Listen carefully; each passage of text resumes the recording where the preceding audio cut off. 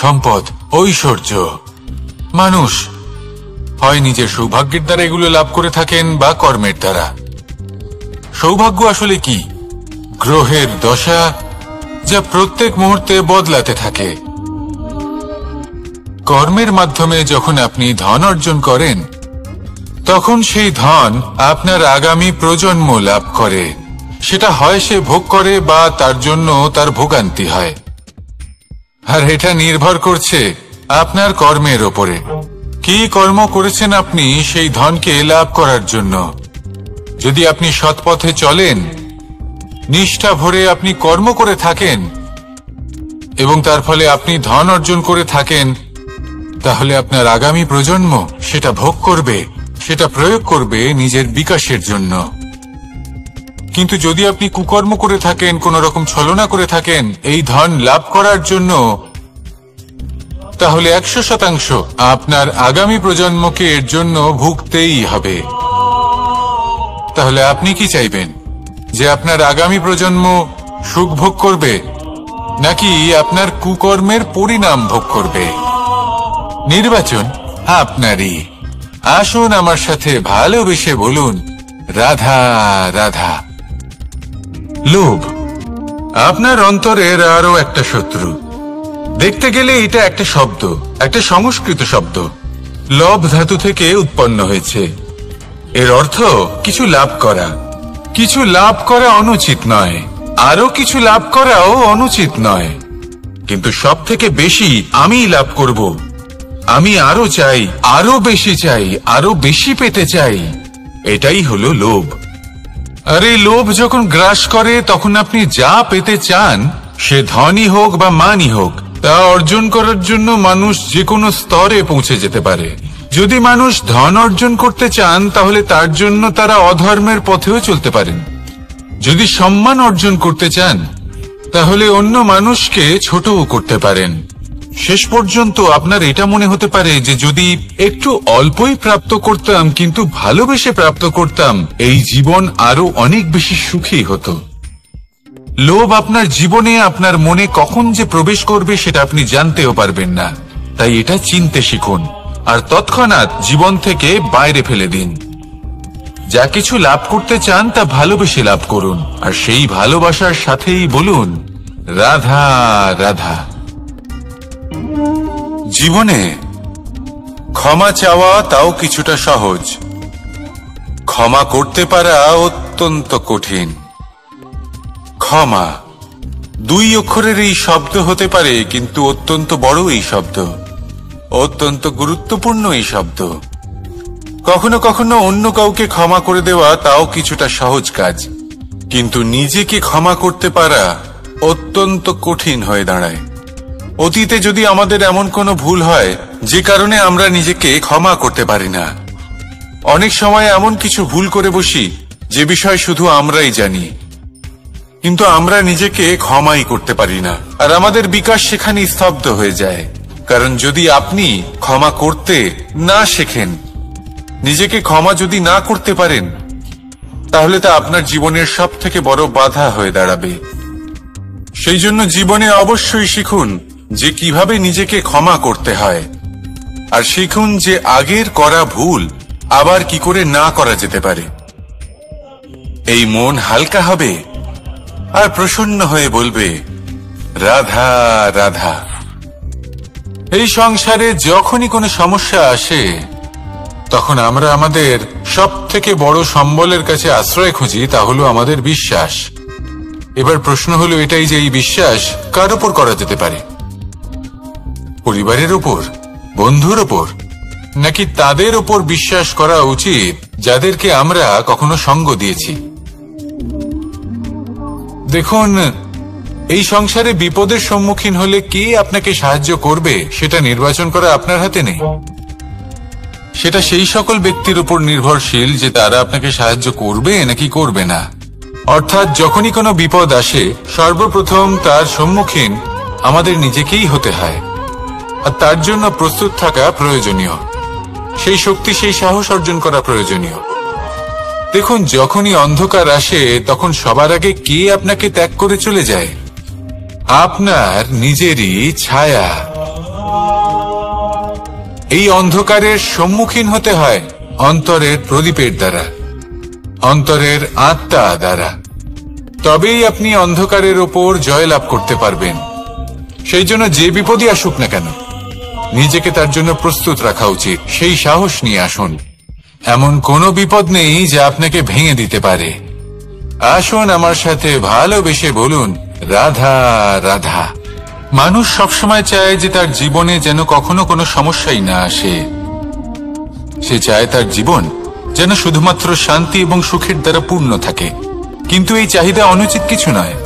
আমরা সবাই এটাই চাই যে জীবনে সুখ থাক, শান্তি থাক। কিন্তু এই কথা সবসময় মনে রাখবেন, যে সূর্য উদিত হন সংসারকে প্রকাশমান করেন, দুপুরবেলায় সংসারকে রৌদ্র প্রদান করেন, সন্ধেবেলায় তাকেও অস্ত যেতে হয়। এবার আমাদের জীবন চক্র কিছুটা এরকমই। কোনো কিছুই চিরকাল একরকম থাকে না। কখনো এই নদীকে দেখুন যা বয়ে চলেছে। এই নদী যা বয়ে চলেছে তার পথেও অনেক বিপদ আসে। বড় বড় পাথরের সম্মুখীন হয়ে তাকেও সামনে এগিয়ে যেতে হয়। একটি পুকুর যা চারদিক থেকে ঘেরা, তার জীবনে কিন্তু কোনো সমস্যা নেই। কিন্তু এই সংসারে পুকুরের পুজো করা হয় না, পুজো করা হয় নদীকে।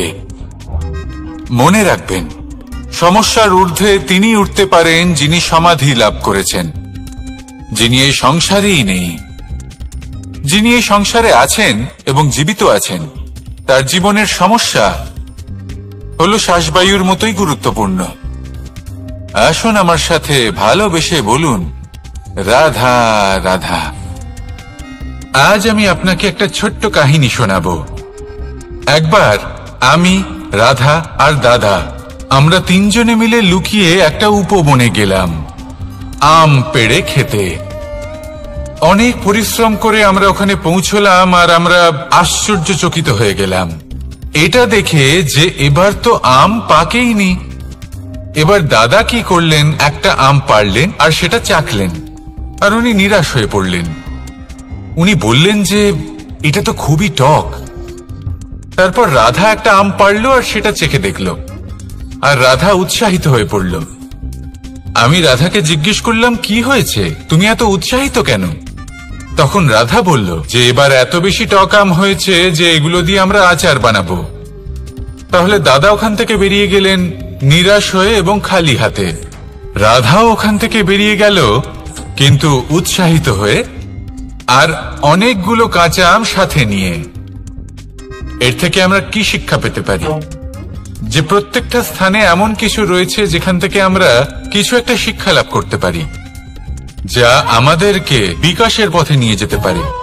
এই শিক্ষা প্রত্যেক স্থানে আছে। সবকিছু আমাদের দৃষ্টিভঙ্গির উপর নির্ভর করছে। যখনই আমাদের জীবনে, আমাদের সম্পর্কে কোনো সমস্যা, কোনো বিপদ আসে, তখন বেশিরভাগ মানুষ সেই বিষয় নিয়ে দুঃখী হয়ে পড়েন।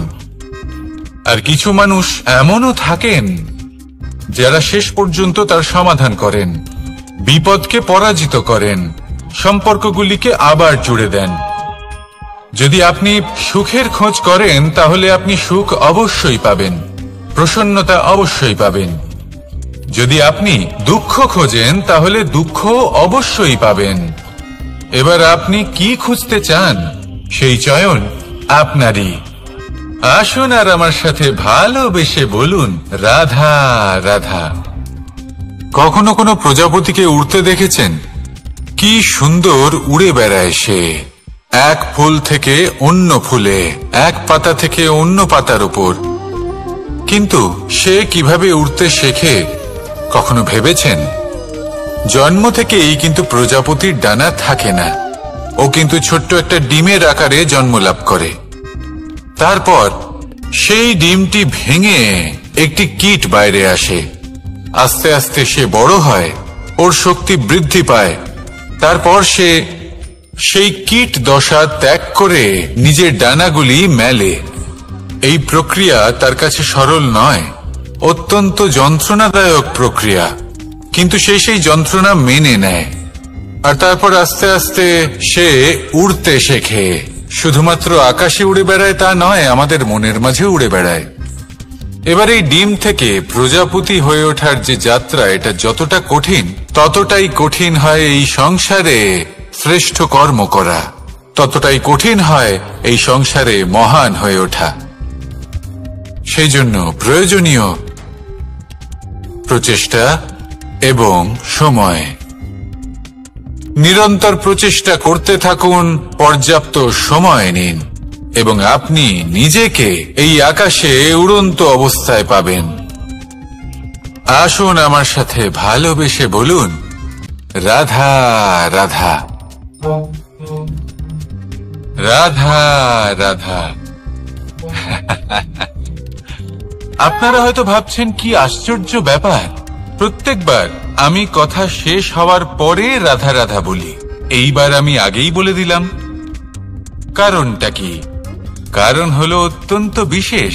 প্রত্যেকবার কথা সমাপ্ত হবার পরে আপনাদের সবার মধ্যে ভালোবাসা বিতরণ করতে চাই, তাই রাধা রাধা বলি।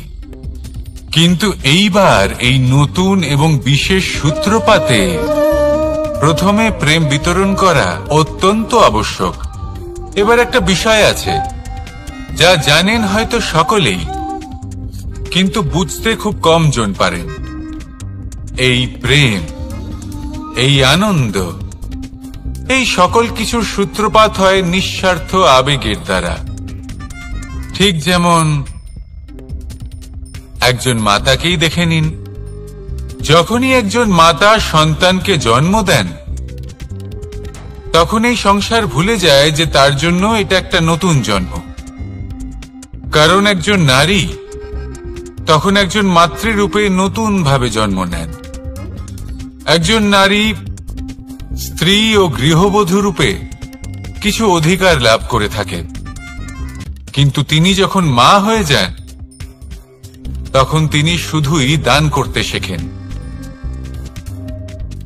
নিজের সন্তানের জন্য কত কিছুই না করেন, তাকে বাৎসল্যের সাগরে ভাসিয়ে নিয়ে যান। এই সংসারে রাজকুমার জন্ম নিতেই পারেন, তাকে রাম এবং লক্ষণ কিন্তু মায়েরাই বানিয়ে তোলেন। একজন গোয়ালা জন্ম নেয়, তাকে দ্বারকাধীশ একজন মাই বানিয়ে তোলেন। পিতা হলেন সেই পর্বত যার একটা অংশ হলো তার সন্তান, কিন্তু মা হলেন সেই শিল্পী যিনি একটা পাথরকে খোদাই করে এমন এক মূর্তি গড়ে তোলেন যাকে সকলে পূজনীয় মনে করেন। তাহলে স্মরণ করুন সেই সকল মুহূর্ত যেগুলি আপনি নিজের মাতার সাথে অতিবাহিত করেছেন।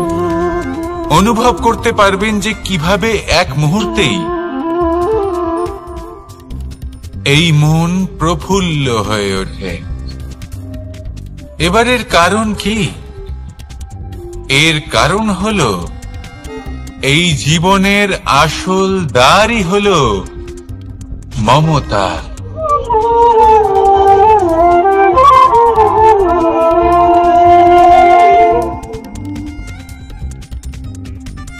যত শক্তিশালী এই মন, তত শক্তিশালী এই শরীরও। এই যে আমাদের শরীর, এটা আসলে কি? এ হলো একটা রথের মতো।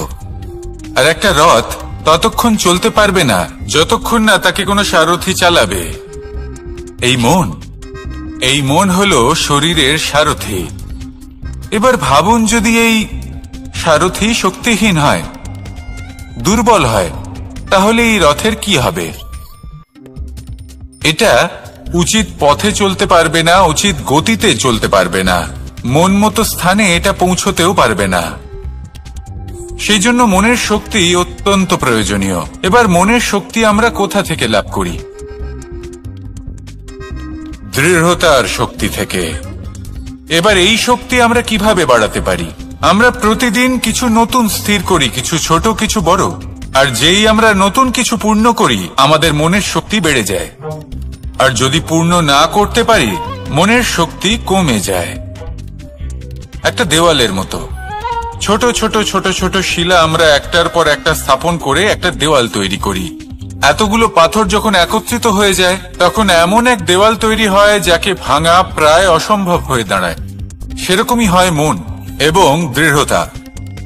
ছোট ছোট কাজ করে নিজের লক্ষ্য পূর্ণ করুন। এই লক্ষ্য যদি পূর্ণ হয়, তবে মনের শক্তি বাড়বে। কিছুটা এইভাবে যে যত বড়ই বিপদ আসুক না কেন, সেই বিপদ নিজে হার মেনে নেবে, কিন্তু আপনার মন ততটাই শক্তিশালী থাকবে। তাই মনের শক্তি বাড়াতে থাকুন, যাতে আপনি উচিত পথে চলতে পারেন, উচিত গতিতে চলেন আর মনোবাঞ্ছিত স্থানে পৌঁছতে পারেন। তবেই এই মন প্রসন্ন হয়ে বলবে, রাধা রাধা। আমি রাধাকে ভালোবাসি, আর এই কথাটা সমগ্র সংসার জানে। আর সময় অন্তরে লীলার দ্বারা, বিভিন্ন ঘটনা দ্বারা, কর্মের দ্বারা আমি নিজের এই ভালোবাসা রাধার সামনে প্রকাশ করি। এবার আপনি বলবেন, এসবের কি প্রয়োজন? রাধা কি এই কথা জানে না যে কৃষ্ণ তাকে কতটা ভালোবাসে? অবশ্যই জানে, কিন্তু এই যে ভালোবাসা, তা মনে রেখে দেওয়ার জন্য নয়, তা প্রকাশ করার জন্য। আর বারংবার এই ভালোবাসাকে প্রকাশ করা উচিত, উচিত সময় এবং উচিত সুযোগ দেখে। কিরকম? এবার যদি আপনি প্রেমীর সাথে কোনো উৎসবে থাকেন, তাহলে তার সাথে নৃত্য সঙ্গীত করুন। যদি ভিড়ের মাঝে থাকেন, তখন প্রেমীকে সম্মান করুন, একান্তে প্রসাধন করুন। দুঃখের সময় তার হাত ধরে থাকুন, সুখের সময় আলিঙ্গন করে রাখুন। এই প্রেম যত প্রকাশ করবেন, ততই এই প্রেমের বৃদ্ধি হবে। এই প্রেম আরো বেশি গভীর হবে, অটুট হবে। তাই এই প্রেমকে মনে নয়, আপনার জীবনে স্থান দিন। মন খুলে প্রকাশ করুন আর আমার সাথে ভালোবেসে বলুন, রাধা রাধা। মুঠো হাতের শক্তি বেশি, মুঠো খুললেই তা দুর্বল। তা এমন কি থাকা উচিত এই বন্ধ মুঠোয় যা লাখের সমান? মানসিকতা এবং স্বপ্ন।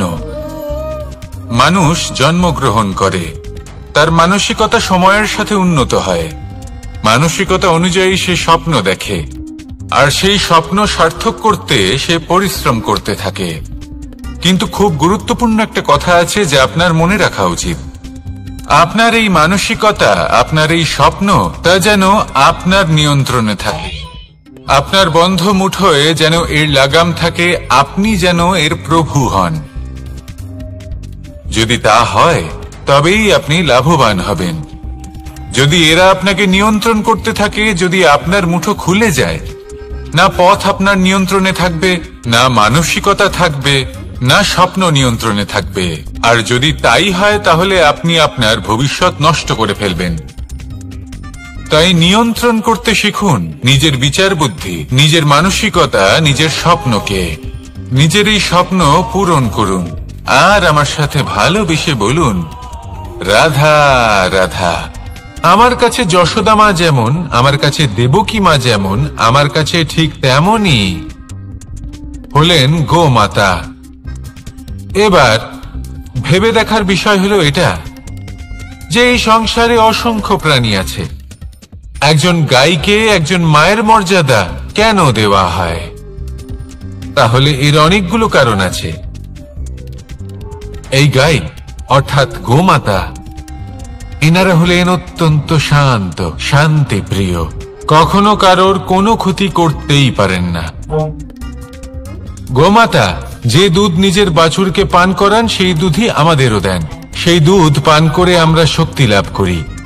এই দুধ থেকে আমরা মাখন, ঘি, পায়েস, এইসব সুস্বাদু খাবার লাভ করি। গোমাতার গোবর আমাদের জ্বালানি হিসেবে সাহায্য করে, যার ফলে খুব কম সংখ্যক কাঠ ব্যবহার করা যায় এবং বেশিরভাগ জঙ্গল সুরক্ষিত থাকে। গোমাতার গোমূত্র, সেটাও আমাদের কাছে লাভজনক। এর দ্বারা আমরা অনেক রোগ থেকে মুক্তি লাভ করতে পারি। গোমাতা যখন একটি বাছুরকে জন্ম দেন, তখন সেই বড় হয়ে আমাদের ক্ষেত কর্ষণ করে। সেই জন্য গাইকেও জীবনে মায়ের মর্যাদা দেবেন। যতটা সম্ভব তাকে সেবা করুন এবং ভালোবেসে তাকে পালন করুন। এই মন নিজে থেকেই প্রসন্ন হয়ে বলবে, রাধা রাধা।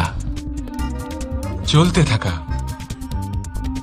থেমে যাওয়া, বিশ্রাম নেওয়া, তারপর দম নিয়ে পুনরায় দাঁড়িয়ে পড়া, আর তারপর আবার সেই পথ চলা। এটা জীবনের অভিন্ন এক অঙ্গ, এটার থেকে আপনি পালাতে পারবেন না। কিন্তু এই অঙ্গকে আপনি নিজের জীবনে কিভাবে প্রয়োগ করবেন, কিভাবে তাকে কাজে লাগাবেন, সেই সিদ্ধান্ত আপনাকে নিতে হবে। যারা হেরে যান তারাও জীবনে থমকে যান, আবার যারা জেতেন তারাও দাঁড়িয়ে পড়েন। যারা হেরে যান তারা হাঁপিয়ে দাঁড়িয়ে পড়েন, যারা জিতে যান তারা দাঁড়িয়ে পড়েন সেই সর্বোচ্চ স্তরে পৌঁছে গিয়ে। এবার দাঁড়াতে তো আপনাকে হবেই, তা হতেই হবে। কিন্তু কখন কিভাবে দাঁড়াবেন, ক্লান্ত হয়ে নাকি সর্বোচ্চ স্তরে পৌঁছে গিয়ে, সেই সিদ্ধান্ত আপনার। অবশ্যই দাঁড়িয়ে পড়ুন, কিন্তু ক্লান্ত হয়ে নয়, কারণ আপনাকে পুনরায় দাঁড়িয়ে পড়তে হবে, পুনরায় যাত্রাপথে এগোতে হবে এবং সর্বোচ্চ স্তরে পৌঁছতেই হবে। রাধা রাধা। স্বপ্ন, আমরা জীবনে স্বপ্ন দেখতে থাকি, সেটা পূরণ করার পূর্ণ প্রয়াস করে থাকি। কিন্তু এই স্বপ্ন পূরণ না হওয়ার পরিস্থিতিতে আমরা ভেঙে পড়ি, ছিন্ন বিচ্ছিন্ন হই। আর তারপরেই বোঝা আমরা আগামী প্রজন্মের ওপর রীতিমতো চাপিয়ে দিই। আমরা এটাই মনে করি যে আমরা যেটা হতে পারিনি সেটা আমাদের সন্তান অবশ্যই হবে। আমরা যা কখনো পাইনি আমাদের সন্তান অবশ্যই তা পাবে।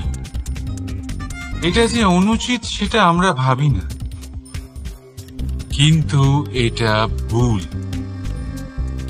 আর এই ভুল আমরা সকলেই করে থাকি।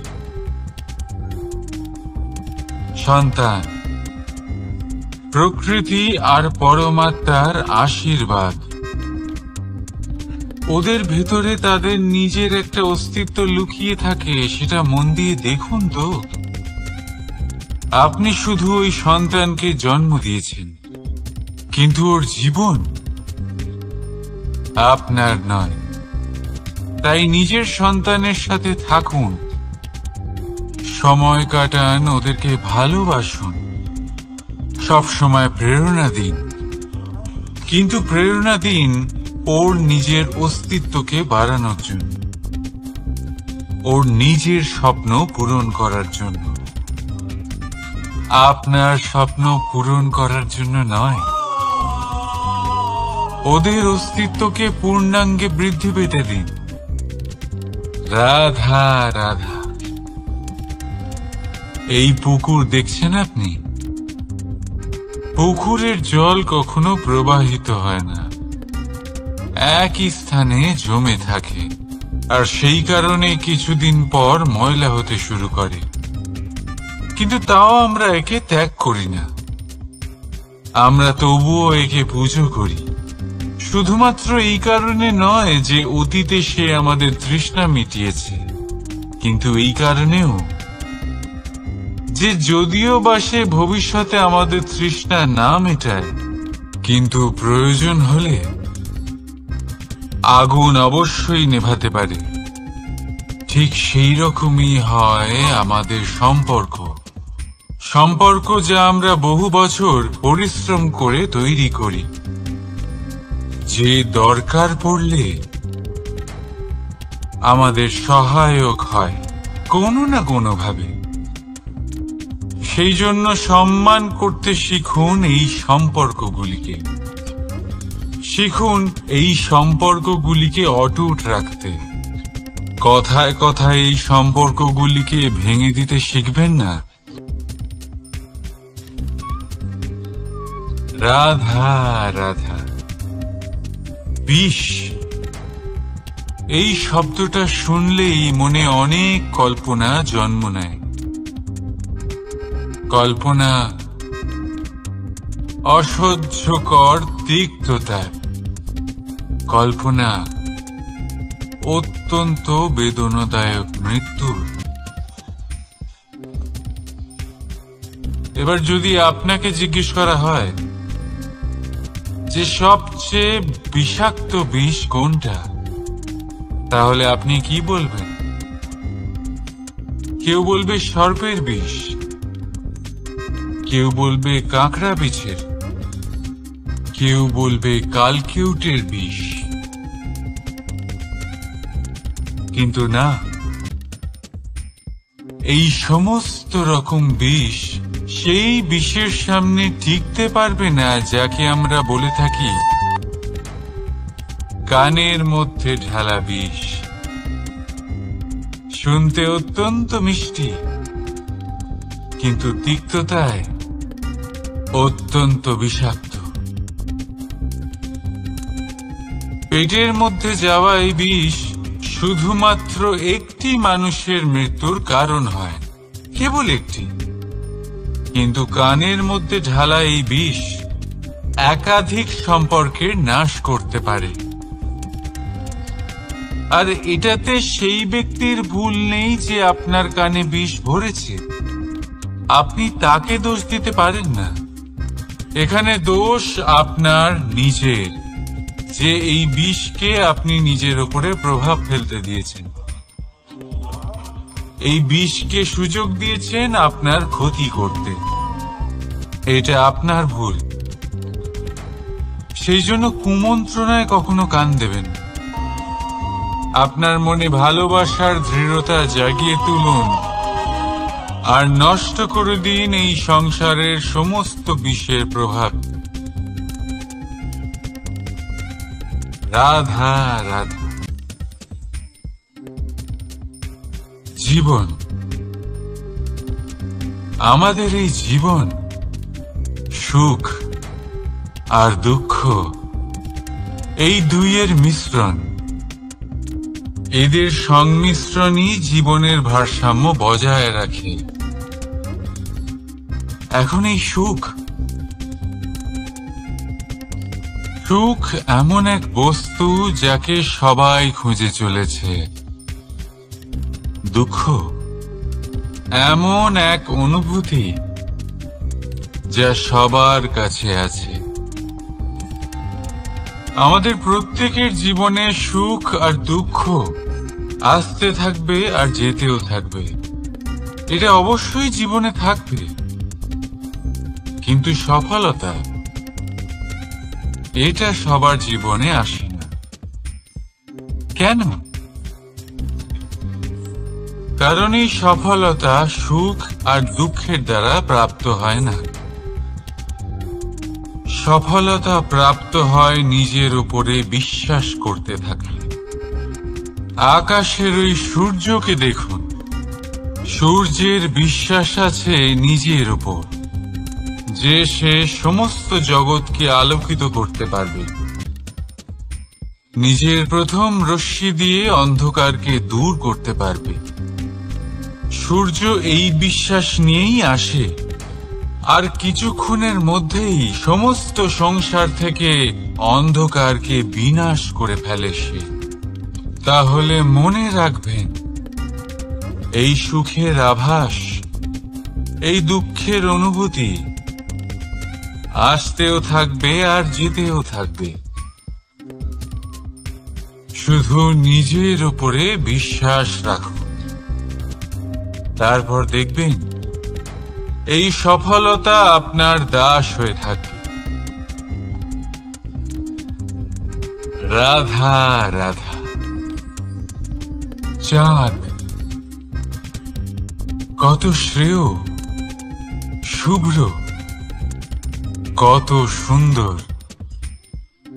কিন্তু যদি আপনি মনোযোগ সহকারে দেখেন তাহলে দেখবেন এই চাঁদেও দাগ আছে।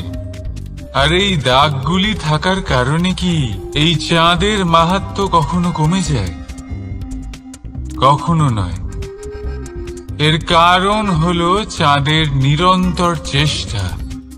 একবার এই আকাশে দেখুন, এই অন্ধকার সবসময় চেষ্টা করে চাঁদকে ঢেকে দেওয়া, কিন্তু এই চাঁদ সবসময় এই অন্ধকারের সাথে লড়াই করতে থাকে।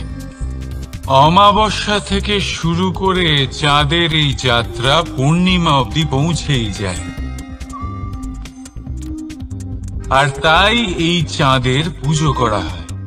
এই কারণে এই চাঁদকে মাহাত্ম্য দেওয়া হয়। এইভাবেই যদি আপনার মধ্যে কোনো দোষ থাকে, কোনো খারাপ কিছু থাকে, তাহলে সেটা কোনো বড় ব্যাপার নয়। চেষ্টা করুন সেটাকে শুধরে নেওয়ার, কিন্তু সেই কারণে নিজেকে খারাপ মনে করা এটা অনুচিত। নিজের ভুলগুলো, নিজের দোষগুলো, নিজের খারাপ দিকের কথা ভুলে আপনি এই সংসারের ভালোর দিকে প্রস্থান করেই দেখুন না। আপনি দেখবেন আপনার অন্তরের তেজ ঠিকরে বেরোচ্ছে। রাধা রাধা। এই পিঁপড়েদের দেখছেন আপনি? সবাই একই রকমের। এদের মধ্যে তফাৎ খুঁজে বার করা অসম্ভব। মনে হয় যেন ওদের আলাদা আলাদা অস্তিত্বই নেই। কিন্তু যদি আপনি মন দিয়ে দেখেন, তাহলে দেখবেন প্রতিটা পিঁপড়ের আলাদা কাজ নির্ধারিত, তাদের আলাদা অস্তিত্ব আছে। কেউ বাড়ি বানানোর জন্য মাটি সংগ্রহ করতে পটু, কেউ ঢিপি বানাতে পটু, কেউ খাবার খোঁজায় পটু, আবার কেউ সেই খাবার আনায় পটু। ঠিক সেরকমই হয় মানুষেরা। মনে হতেই পারে সবাই একই রকম, কিন্তু প্রতিটা মানুষের ব্যক্তিত্ব, প্রতিটা মানুষের অস্তিত্ব ভিন্ন হয়। আর সত্যি কথা বলতে কি, প্রতিটা মানুষের ভিন্নতাই আমাদের প্রগতির দিকে নিয়ে যায়। ভাবুন, যদি আপনাকে কারোর সাথে হাত মিলিয়ে চলতে হয়, তাহলে আপনাকে আপনার সোজা হাত তার উল্টো হাতে ধরে এগোতে হবে। এটাই সৃষ্টিকর্তার সৃষ্টির নিয়ম। ভিন্নতা, এই ভিন্নতাকে আশীর্বাদ ভেবে চলুন। এতে কোনো খারাপ নেই।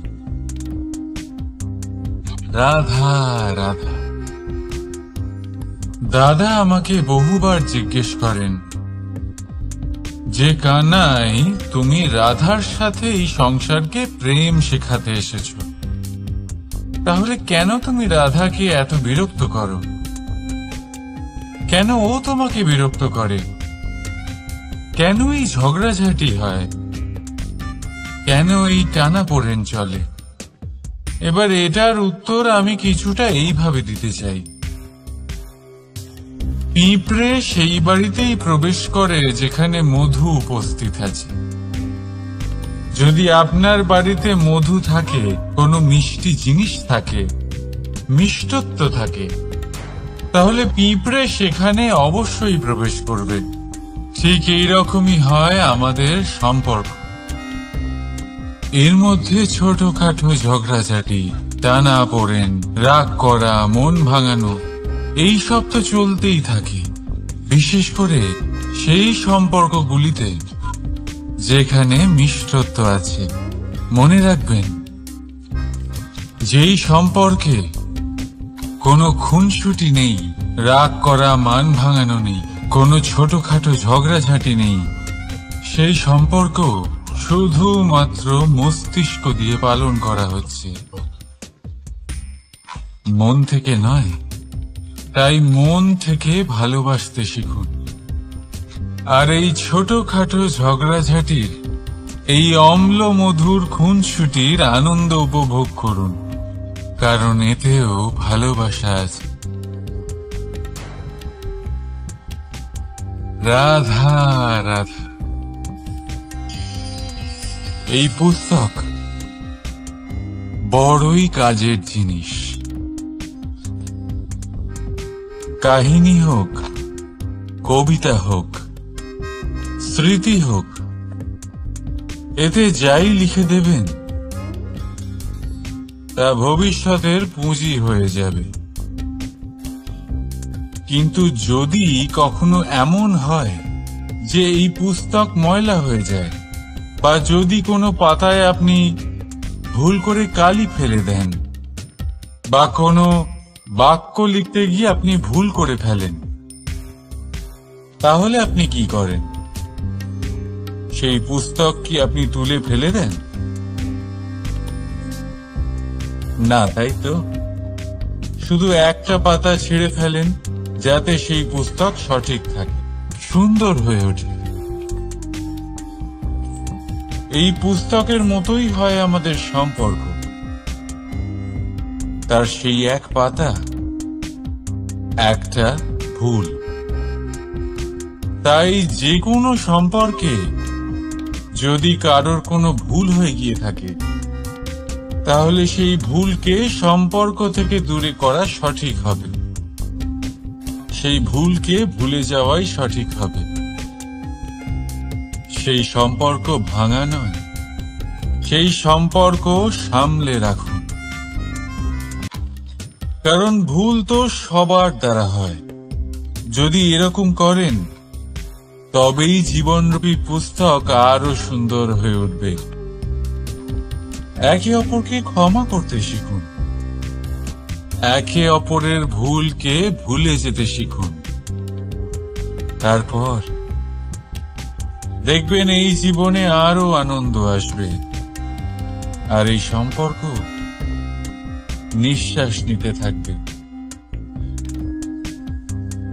রাধা রাধা।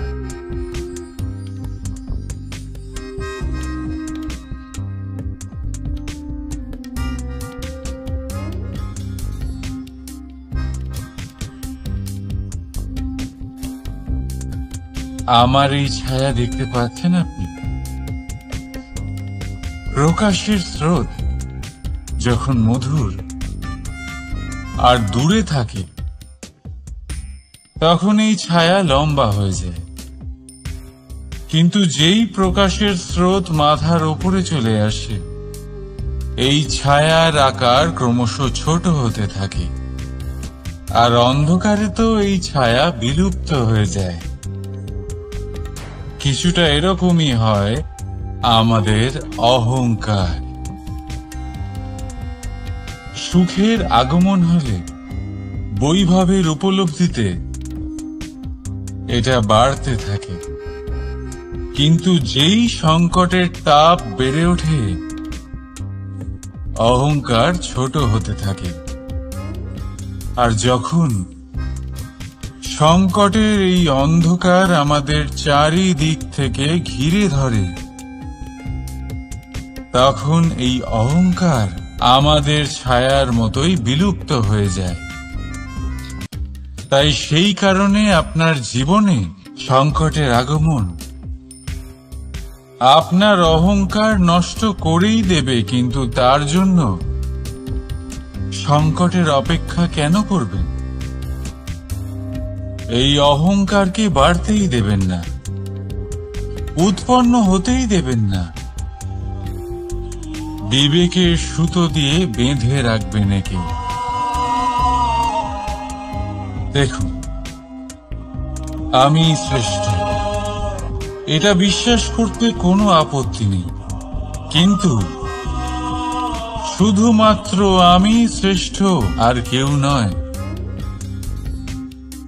এ আত্মসম্মান নয়, এ হলো অহংকার।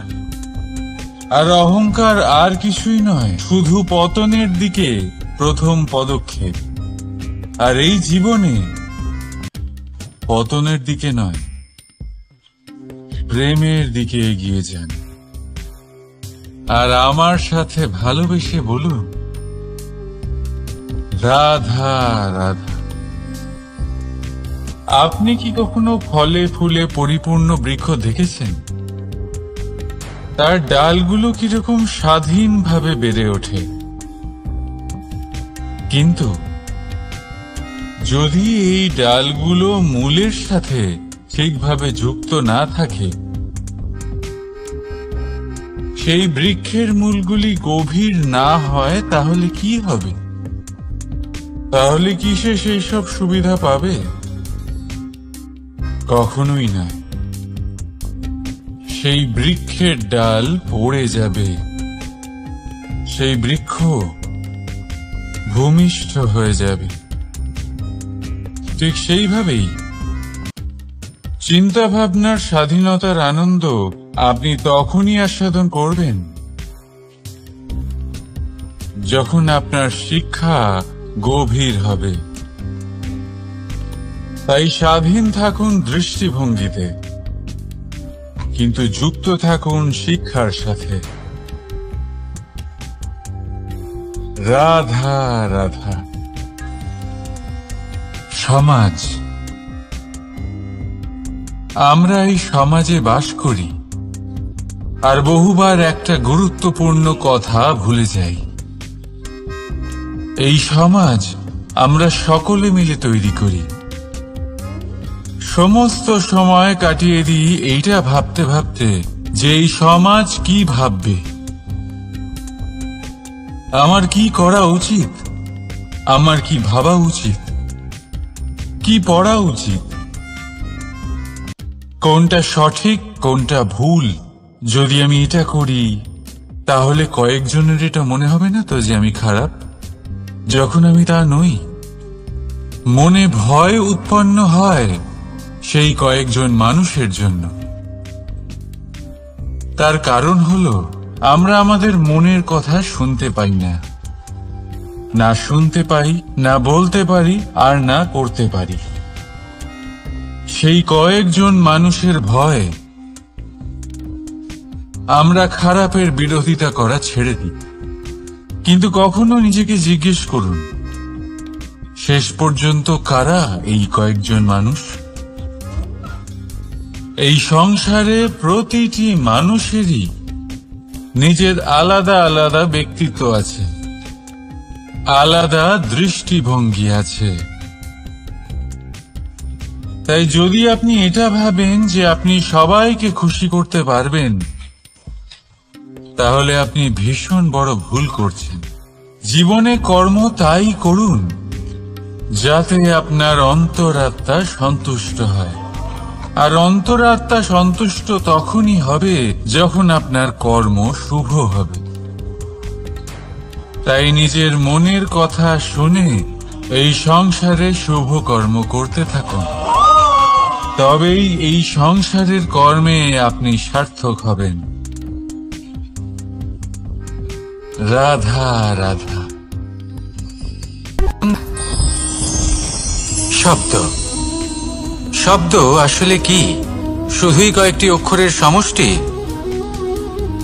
নাকি আমাদের বাণী? এই শব্দ এমন এক শক্তি যা কাউকেই নিজের বশবর্তী করে ফেলতে পারে। শব্দ এমন এক অস্ত্র যা কাউকে ক্ষত বিক্ষত করে দিতে পারে। এই শব্দ হলো একটি নাদ স্বরূপ যা কোনো ঘুমন্ত ব্যক্তিকেও জাগিয়ে তুলতে পারে এবং নিজের লক্ষ্যের দিকে অগ্রসর করতে পারে। শব্দে এত শক্তি আছে যে কারোর মনে এতটা আঘাত দিতে পারে যে সে হয়তো জীবনে আর কখনো এগোতেই পারল না। তাহলে এই শব্দের প্রয়োগ খুব ভেবে চিন্তে করবেন। এবং এই শব্দের মতোই হলো নীরবতা। অনেক সময় এই নীরবতা আমাদের সহায়ক হয়ে ওঠে, অনেক সময় এটা আমাদের অনুশোচনাকে অনেক বেশি বাড়িয়ে তুলতে পারে। ভীষ্ম পিতামহ, অঙ্গরাজ কর্ণ যখন দ্রৌপদীর বস্ত্রহরণ হচ্ছিল তখন এনারা নীরব ছিলেন। দুর্যোধনের বিরোধিতা করেননি, ওকে বাধা দেননি। আর তারপর কি হলো সেটা আপনারা সকলে জানেন। দেখতে গেলে নীরবতা চুপ করে থাকা, কিন্তু যদি কোনো দুষ্টের সামনে চুপ করে থাকেন, যদি তার বিরোধিতা না করতে পারেন, তাহলে এই নীরবতাই অনেক বড় পাপের আকার ধারণ করে। মনে রাখবেন আর আমার সাথে ভালোবেসে বলবেন, রাধা রাধা।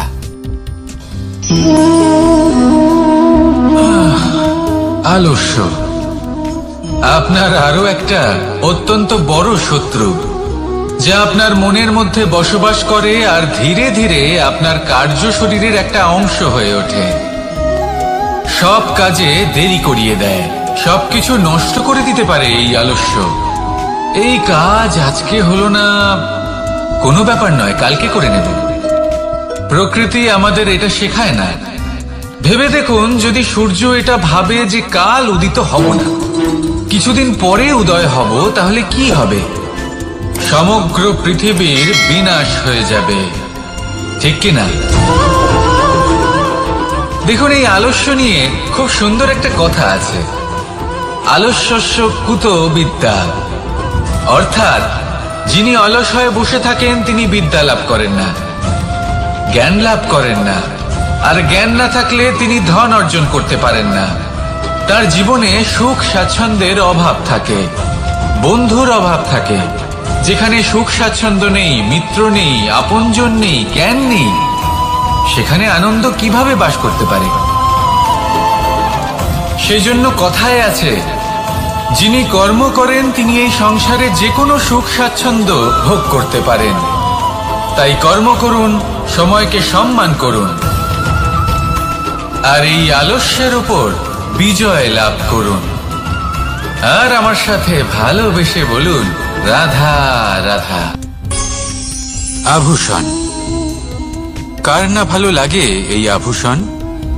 আমরা পরিশ্রম করি, ধন অর্জন করি, আর আভূষণ কিনে থাকি, কখনো নিজের জন্য, কখনো বা তাদের জন্য যাকে আমরা ভালোবাসি, বা তাদের জন্য যাকে আমরা সম্মান করি।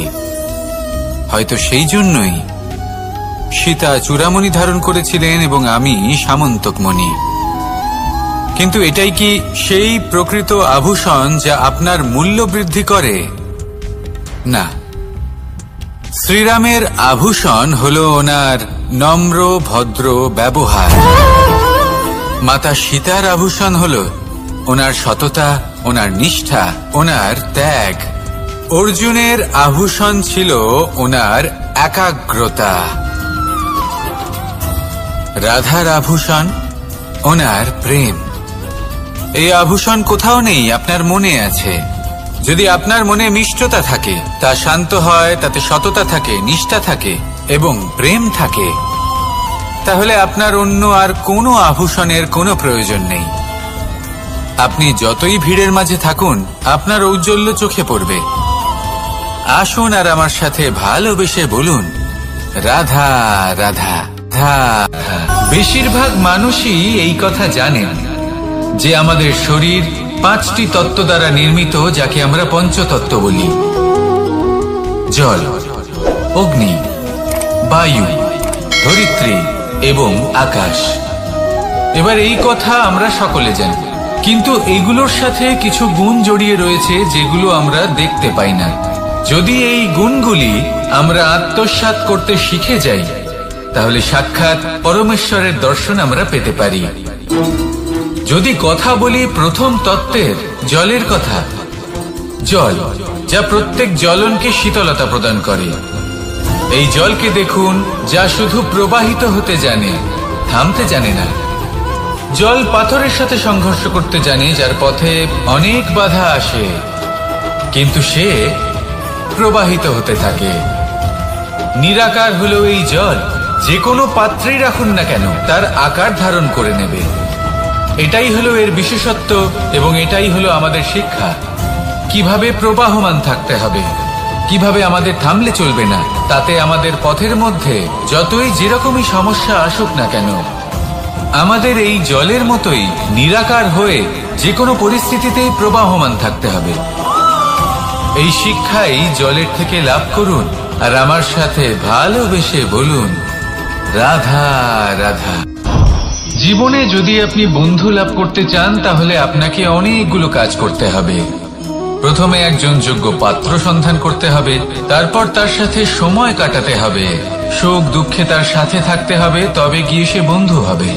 কিন্তু যদি আপনি শত্রু খুঁজতে চান, তাহলে কোথাও যাওয়ার দরকার নেই, কারণ আপনার সব থেকে বড় শত্রু আর কোথাও নেই, আপনারই মনের মধ্যে, আপনার চেতনায় রয়েছে। ক্রোধ, মোহ, লোভ, কাম, মদ, মাৎসর্য। এ এমন 6 সব থেকে বড় শত্রু, যা আপনার আগামী 7 জন্ম নষ্ট করে দিতে পারে, যদি আপনি এদের না সামলাতে পারেন। এবার এদের সাথে যদি যুদ্ধ করতে হয়, তাহলে একটা মহাভারতের মতো দেখুন, যেখানে অর্জুনও আপনি আর কৃষ্ণ সেই আপনি। কারণ এই যুদ্ধ আর অন্য কারোর সাথে নয়, বরং নিজের সাথে। এগুলো অন্তর মনের যুদ্ধ, আর এটা জয় করা যেতে পারে নিয়ন্ত্রণ এবং অনবরত চেষ্টার দ্বারা। তাই এটাই করুন, এই 6 শত্রুকে পরাজিত করুন এবং আমার সাথে ভালোবেসে বলুন রাধা রাধা। বায়ু পঞ্চতত্ত্বের মধ্যে তৃতীয় তত্ত্ব। কেউ একে সমীর বলে, আবার কেউ একে পবন বলে। প্রথম কথা হলো এটাই যে এই বায়ু আমাদের জীবন দান করে প্রতিদিন, প্রত্যেক মুহূর্তে। এই বায়ুর কারণেই আমরা নিঃশ্বাস নিতে পারি, জীবিত থাকতে পারি। এই বায়ুই হলো সেই যা সকল মেঘেদের একত্রিত করে একটি স্থানে আর বর্ষা ঘটায়। আর এই বর্ষার কারণেই এই ধরিত্রীতে অন্ন উৎপন্ন হয়। এই বায়ুকে দেখুন, কখনো এতটা সৌম্য যে আপনার কোনোই তফাৎ বোধ হয় না, আর কখনো কখনো এমন রূপ ধারণ করে ফেলে যে অনেক বড় বড় পর্বতের আকার পর্যন্ত বদলে ফেলে। এটাই হলো বায়ুর বিশেষত্ব। বায়ু শেখায় যে সময়ের সাথে সাথে বইতে থাকো, সকলকে জীবন দান করো, সকলকে সাহায্য করো, কিন্তু যখন বিপদ সামনে আসবে তখন দৃঢ় হয়ে সম্মুখীন হও। বাধা অনুযায়ী নিজেকে গড়ে নিতে হবে, আর কখন কতটা কঠোর হতে হবে আর কখন কতটা সৌম্য হতে হবে, এটা বায়ুকে দেখে শিখুন। আর আমার সাথে ভালোবেসে বলুন রাধা রাধা। পঞ্চতত্ত্বের মধ্যে দ্বিতীয় তত্ত্ব হল ধরণী, ভূমি, যাকে আমরা ধরণী মাতা বলি। এই ধরণী ধৈর্য ধারণ করে, আর এর ওপরেই আমাদের সমগ্র সংসার নির্ভরশীল। কারণ এই ভূমি সহ্য ক্ষমতা রাখে, এর সহ্য ক্ষমতা হলো অপরিসীম। সন্তান যতই আঘাত প্রদান করুক না কেন, প্রেম পূর্বক সহ্য করে, আর তার বদলে অমূল্য রত্ন প্রদান করে। সন্তান যদি হাল চালায়, তাহলে তার বদলে তাকে অন্ন প্রদান করে। এটাই হলো ধরণী। এবার এর থেকে আমরা কি শিক্ষা পেতে পারি? এটাই যে কারোর জন্য কিছু করা বা কাউকে কিছু দেওয়া মনে কোনো কামনা ছাড়াই। আর এই কথাটা বুঝে যান, যদি কারোর জন্য কামনা না রেখে বা কোনো পাওয়ার আশা না রেখে কারোর জন্য কিছু করেন বা কারোকে কিছু দেন, যদি এটা আপনি শিখতে পারেন, তবে আপনি ভালোবাসতে শিখে গেছেন। আর সেই জন্যই এই ধরিত্রীকে মাতা বলা হয়। কারণ মাতা শুধু উনি নন যিনি গর্ভে সন্তানকে ধারণ করেন, মাতা তো উনিও যিনি জীবন বাঁচতে শেখান, যিনি জীবন বাঁচার উদাহরণ প্রদান করেন। তাহলে ধরণীর থেকে এই নিঃস্বার্থ ভাব শিখুন, নিঃস্বার্থ ভালোবাসা শিখুন, আর এই ভালোবাসার সাথেই বলুন রাধা রাধা।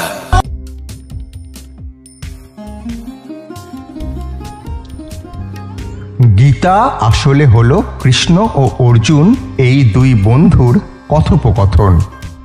মহাভারতে কুরুক্ষেত্রের মহারণ শুরুর আগে নিজের আত্মীয়দের বিরুদ্ধে যুদ্ধ করতে নিজের অপারগতার কথা জানিয়ে অস্ত্র নামিয়ে রাখেন অর্জুন। তখন তাকে জীবনের সারমর্ম বুঝিয়ে কর্তব্য ও দায়িত্বের কথা বলেন শ্রীকৃষ্ণ। বলা হয়ে থাকে যে শ্রীমদ্ ভাগবত গীতায় জীবনের সব সমস্যার সমাধান খুঁজে পাওয়া যায়। গীতার বাণী জীবনে সঠিকভাবে অনুসরণ করতে পারলেই আমরা সব সাফল্য স্পর্শ করতে পারি। তো কিভাবে সঠিক পদ্ধতিতে জীবন কাটাতে হয় তাই গীতায় বলছেন স্বয়ং শ্রীকৃষ্ণ। ধর্ম, কর্ম ও প্রেমের পাঠ দিয়েছেন এবং বিষ্ণুর 10 অবতারের অন্যতম এই শ্রীকৃষ্ণ। আমাদের জীবদ্দশা ও মৃত্যু পরবর্তী অবস্থাতেও উপযোগী গীতার এই উপদেশ। তাই গীতা হল জীবনের সম্পূর্ণ দর্শন। গীতায় বলা হয়েছে যে অর্থ নয়, মানুষকে সত্যিকারের ধনী করে তোলে 3টে জিনিস: কি সেই তিনটে জিনিস? তো গীতার কয়েকটা অমূল্য উপদেশ। গীতায় শ্রীকৃষ্ণ বলেছেন যে শুধু টাকা থাকলেই কোনো মানুষ ধনী হতে পারেন না। সত্যিকারের ধনী তিনি যার চিন্তা ভাবনা ভালো, ব্যবহার মধুর এবং যিনি সুন্দর মনের অধিকারী। গীতায় আরও বলা হয়েছে যে এত দুর্বল হয়েও না যে তোমাকে কেউ ভেঙে ফেলতে পারে, বরং এতটাই শক্ত হও যাতে তোমাকে কেউ ভাঙতে এসে সে যেন নিজেই টুকরো টুকরো হয়ে যায়। শ্রীকৃষ্ণ গীতায় বলছেন যে জীবনে দুটি কাজ কখনোই করতে নেই। প্রথমত, কোনো ভুল মানুষকে ভালোবাসা, এবং দ্বিতীয় হলো কোনো ভালো মানুষকে প্রতারণা করা। গীতায় বলা হয়েছে যে শুধু লোককে দেখানোর জন্যেই ভালো হয়েও না, কারণ ঈশ্বর জানেন যে এই ভালো ব্যাপারটা তোমার ভেতর থেকে আসছে না, এটা শুধুমাত্র তোমার বাইরের খোলস। শ্রীকৃষ্ণ গীতায় বলছেন যে খুব রাগ হলেও নিজের ধৈর্যটাকে হারিও না, তাহলে অন্তত 100টা খারাপ দিন থেকে তুমি নিজেকে বাঁচাতে পারবে। গীতার বাণী অনুসারে জয় ও পরাজয় আমাদের চিন্তা ভাবনার উপরেই নির্ভর করে। তাই গীতায় শ্রীকৃষ্ণ পরামর্শ দিয়েছেন যে কোনো ভালো মানুষকে বা কোনো মানুষকে ভালোভাবে না জেনে শুধুমাত্র অন্যের কথা শুনে তার সম্পর্কে কখনোই কোনো ধারণা করাটা ঠিক না। এতে ধারণাটাও নষ্ট হতে পারে, বা যিনি তোমাকে ধারণাটা দিচ্ছেন সেই মানুষটি যদি অসৎ এবং বাজে হয়, তার ধারণা তোমার মনের ওপরে প্রতিফলন ঘটবে। তাই নিজের বুদ্ধি, নিজের চিন্তাভাবনা দিয়েই কোনো মানুষকে সঠিকভাবে ধারণা করা সম্ভব। তো এই ছিল আজকের আমাদের ভিডিওর সারসংক্ষেপ। শ্রীকৃষ্ণ এইভাবেই প্রতিটা মানুষকে জীবন দর্শনের কথা শিখিয়েছেন। আজকের এই ভিডিওটা কেমন লাগলো অবশ্যই কমেন্ট বক্সে জানান। কথা দিচ্ছি পরের দিন এই রকমই আরেকটা ভিডিও নিয়ে আপনাদের সামনে উপস্থিত হব। ততদিন জীবন সম্পর্কে এবং নিজের ধারণা সম্পর্কে শ্রীকৃষ্ণ যে জিনিসটা বলছেন সেটা নিজে বিচার করুন, আর একসাথে সবাই আসুন বলে উঠি রাধা কৃষ্ণ।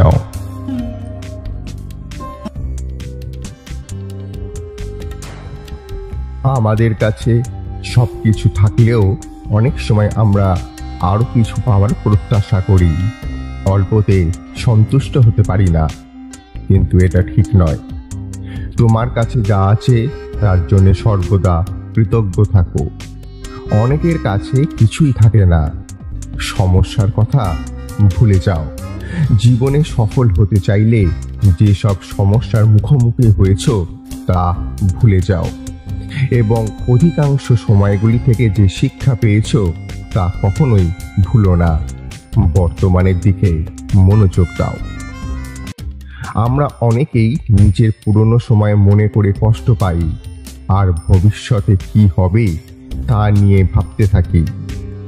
এই পরিস্থিতি নিয়ে ভগবান শ্রীকৃষ্ণ বলেছেন, অতীত নিয়ে ভেবে লাভ নেই, ভবিষ্যতের স্বপ্নে হারিয়ে যেও না, বর্তমানের দিকে মনোযোগ দাও। যারা ভালোবাসে তাদেরকে কখনোই ভুলো না।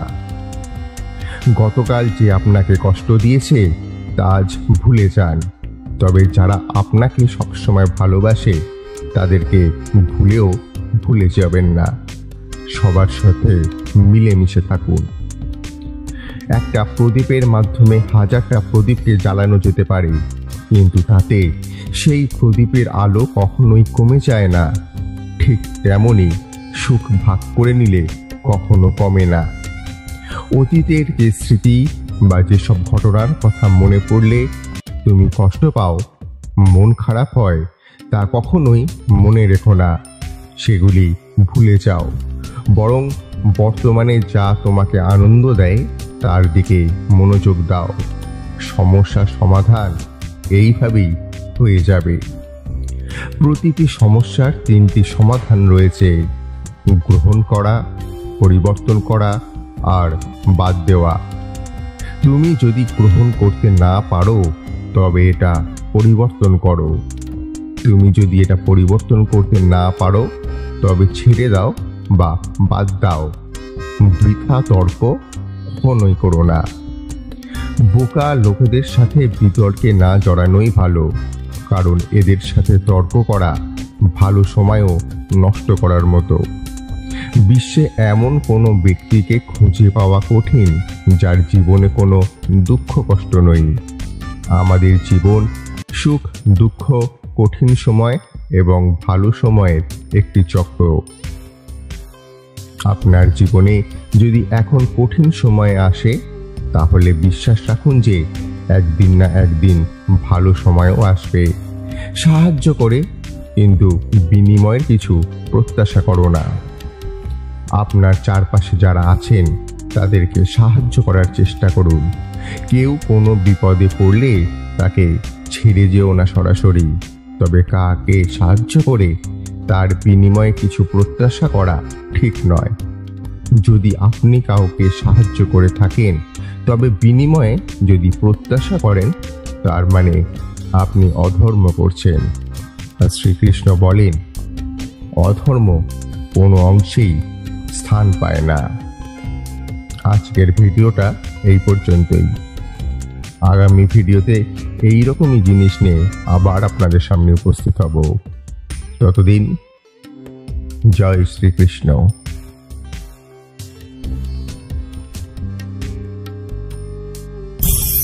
আমাদের সকলের জীবনে একটা লক্ষ্য থাকে যেটা আমরা লাভ করতে চাই। ঠিক যেন একটা প্রতিস্পর্ধা বিদ্যমান যে কে সব থেকে আগে নিজের লক্ষ্যে পৌঁছতে পারবে। আর সেই জন্য আমরা সকলেই খুব তাড়াতাড়ি এগোতে চেষ্টা করি, বড় এবং দীর্ঘ পদক্ষেপ ফেলি যাতে তাড়াতাড়ি নিজের লক্ষ্যে পৌঁছতে পারি। কিন্তু এক অত্যন্ত গুরুত্বপূর্ণ বিষয় আছে, সবসময় লক্ষ্য সামনে থাকবে না, কখনো কখনো তা খুঁজতে হয়। এই যাত্রা খুব কঠিন হতে পারে। আর ঠিক এই কারণেই সবসময় দ্রুত গতিতে চলা বা তাড়াতাড়ি পথে চলা সেটা আবশ্যক নয়। তার থেকেও বেশি গুরুত্বপূর্ণ হলো ভেবেচিন্তে তারপর পথ চলা। যদি ভেবেচিন্তে পদক্ষেপ ফেলেন, চলতে পারেন, তাহলে সেটাই সর্বশ্রেষ্ঠ পদক্ষেপ। কখন কোন দিকে যেতে হবে, কখন কোথায় দিক পাল্টানো যাবে না, কখন গতি বেশি রাখতে হবে, কখন কম, কখন থামবো, কখন চলবো, এই সব কিছুর বিষয়ে জ্ঞান অত্যন্ত গুরুত্বপূর্ণ এবং ভেবে চিন্তে চলতেই হবে। সেই জন্য শুধু তীব্র গতিতে সামনে এগোলে চলবে না, ভাবনা চিন্তা করে এগোতে হবে। আসুন আমার সাথে ভালোবেসে বলুন, রাধা রাধা। পায়েস হলো আমার বিশেষ প্রিয়। এর মধুর স্বাদ মনকে প্রফুল্ল করে তোলে। ছোটবেলায় মা আমার জন্য পায়েস বানাতেন এবং আমাকে বলতেন যে গরম থাকতে থাকতে খেয়ে নে কানাই, ঠান্ডা হয়ে গেলে ভালো লাগবে না। কিন্তু আমিও দুষ্টু ছিলাম, ঠান্ডা হওয়া পর্যন্ত অপেক্ষা করতাম। আর ঠান্ডা হয়ে যাওয়ার পরে মার কাছে যেতাম আর ওনাকে বলতাম যে মা, পায়েস তো ঠান্ডা হয়ে গেছে, এটা গরম করে দিন। তখন মা হাসতেন আর বলতেন যে পায়েস না হয় আমি আবার গরম করে দেব কানাই, কিন্তু এর মধুর স্বাদ, সেই মিষ্টত্ব, সেই সুবাস, সেটা আবার ফিরে আসবে না। কথাটা সত্যি। আর এই সত্যটাই আমাদেরও জীবনের সত্য। আমাদের জীবনের মধুর সম্পর্কগুলি, এতে যখন কটুভাব প্রবেশ করে তখন সেই মিষ্টত্ব ফিরিয়ে আনা প্রায় অসম্ভব ব্যাপার হয়ে যায়। আপনি চেষ্টা করে সেই সম্পর্ক ঠিক করতেই পারবেন, তার জন্য অগাধ পরিশ্রম করতে হবে, কিন্তু আবার সেই মিষ্টত্ব কখনো ফিরে আসবে না। সেই জন্য আপনার জীবনের যে মধুর সম্পর্ক আছে, যতটা সম্ভব চেষ্টা করুন তাতে মিষ্টত্ব বজায় রাখতে। কটুভাব আসতে দেবেন না।